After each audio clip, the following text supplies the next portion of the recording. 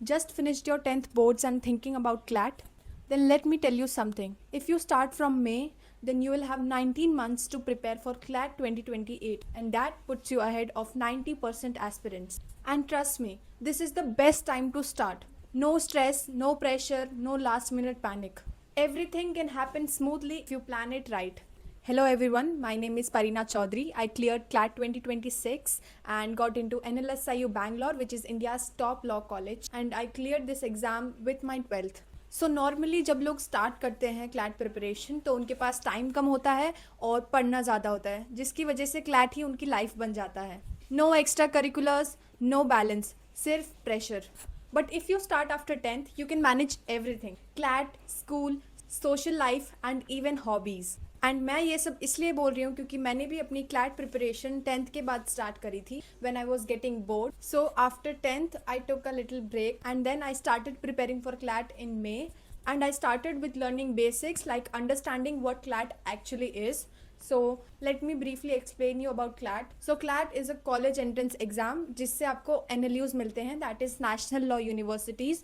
So these are colleges like आपको engineering के लिए IITs जैसे प्रेफर्ड होती हैं, वैसे ही NLUs होते हैं. लॉ आप प्राइवेट कॉलेजेस से भी कर सकते हो but NLUs have better scope. Next question है कि कौन सी स्ट्रीम लेनी चाहिए. So CLAT has no restriction. You can give CLAT even if you choose humanities, PCB, PCM or commerce. Any stream is fine. Next, let me answer the question that how many questions are there. So total 120 questions are there and for which you are given 120 minutes and उसमें ही आपको अपनी OMR fill करनी होती है. Next is marking scheme. So for every correct answer you get +1 mark and for every wrong answer you get -0.25 mark. ये clarity तुम्हें direction देगी. And also if you have any doubts you can watch this video over here. इसमें मैंने सारे basic questions explain करे हैं which you need to know before starting CLAT, so you can watch that later. Then comes the most important step, that is previous year question papers. उन्हें solve करो, उन्हें analyse करो and देखो कि paper का level कैसा है, कैसे टाइप के क्वेश्चंस आएंगे. This will make you familiar with exam pattern and trust me this is the game changer. And अब सबसे इंपॉर्टेंट क्वेश्चन, डेली कितना पढ़ना होता है. So you don't need to spend 8 to 10 hours daily. You just have to study for 2 to 3 hours daily and that is more than enough. बस एक चीज जरूरी है एंड दैट इज कंसिस्टेंसी. एक शेड्यूल बनाओ जिसे आप प्रॉपर फॉलो करोगे अगले 19 मंथ्स के लिए. इफ़ आपको अपने प्लान को लेके डाउट्स हैं या आपको एक पर्सनलाइज शेड्यूल चाहिए जो आपके करंट लेवल, स्कूल टाइमिंग और गोल्स के अकॉर्डिंग हो, then you can join my 1-on-1 mentoring sessions. वहाँ पे हम आपके नीड के अकॉर्डिंग डेली रूटीन बनाएंगे जिसमें जीके होगा, मॉक्स होंगे एंड डेली रोड मैप होगा कि आपको कब क्या करना है, so that you don't feel lost at any point.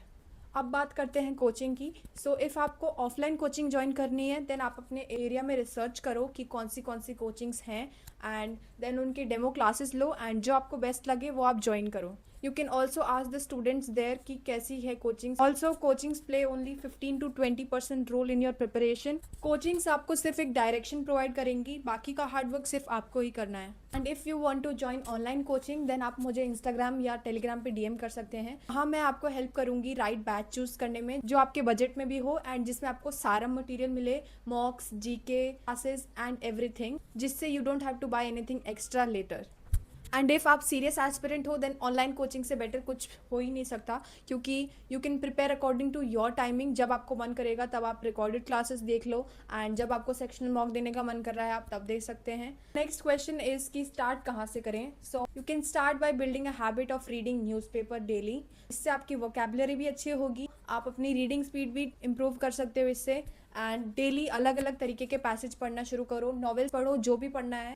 बस you have to try to build a habit of reading क्योंकि CLAT is a reading based exam and it is the most important skill that you need. And also उसके बाद आप धीरे धीरे अपने सारे subjects के बेसिक्स क्लियर कर लेना. सो क्लैट में 5 सेक्शंस होते हैं: English section, GK, logical and QT that is quantitative aptitude. And legal में you don't need any prior legal knowledge. जो पैसेज में आता है उसी से आंसर करना होता है बट उससे पहले you have to learn the basics जैसे कि फैमिली लॉ और टॉट लॉ जो भी होता है वो आपको कंप्लीट करना है। नेक्स्ट इज मॉक्स कब से देने हैं। पहले तो आपको आराम से अपना सिलेबस कंप्लीट करना है। जब सिलेबस कंप्लीट हो जाए तो you can start giving your मॉक्स। And उसके बाद भी the most important thing is कि आप मॉक एनालिसिस करना सीखो। I have also made a video on mock analysis, you can watch. And mock analysis करने से आपके स्कोर्स बहुत ज़्यादा इंप्रूव होते हैं। एंड 12th में you have to be consistent in giving 2 mocks per week.